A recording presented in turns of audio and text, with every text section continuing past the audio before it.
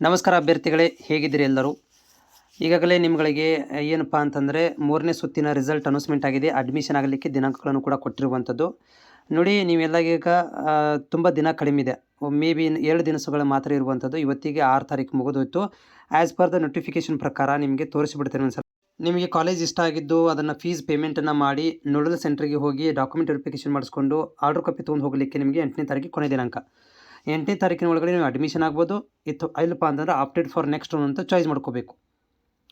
College ಬೇಡ ಅಂತಂದರೆ opted for next round, ಇಲ್ಲಪ್ಪ ಅಂದರೆ ಅಡ್ಮಿಷನ್ ಆಗಬೇಕು. 8ನೇ ತಾರೀಕಿಗೆ ಕೊನೆ ದಿನಾಂಕ ಇದೆ.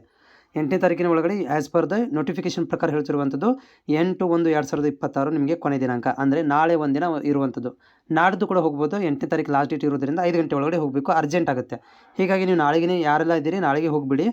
ಇವತ್ತು ಆರ್ಡರ್ ಕಾಪಿ ಡೌನ್ ಮಾಡ್ಕೊಂಡು, ಅಂದರೆ ಇವತ್ತು ಪೇಮೆಂಟ್ ಮಾಡ್ಕೊಂಡು ನಾಳೆಗೆ ಹೋಗಿ ಇದರಲ್ಲಿ ನೋಡಲ್ ಸೆಂಟ್ರಲ್ಲಿ ಡಾಕ್ಯುಮೆಂಟ್ ವೆರಿಫಿಕೇಷನ್ ಮಾಡಿಸ್ಕೊಂಡು ನೀವು ಆರ್ಡರ್ ಕಾಪಿ ತೊಗೊಂಡು ಅಡ್ಮಿಷನ್ ಆಗೋದು ತುಂಬ ಒಳ್ಳೆಯದು. ನಾಳೆಗೆ ಹೋಗಿ ಬಿಡಿ. ನಾಡ್ದು ಆದರೆ ಮತ್ತೆ ನಾಡ್ದಾಗುತ್ತೆ, ಶನಿವಾರ ತನಕ ಹೋಗುತ್ತೆ ನಿಮಗೆ ಏನೋ ಪ್ರಾಬ್ಲಮ್ ಆಗಿದ್ದರೆ ಅಂಥೇಳಿ.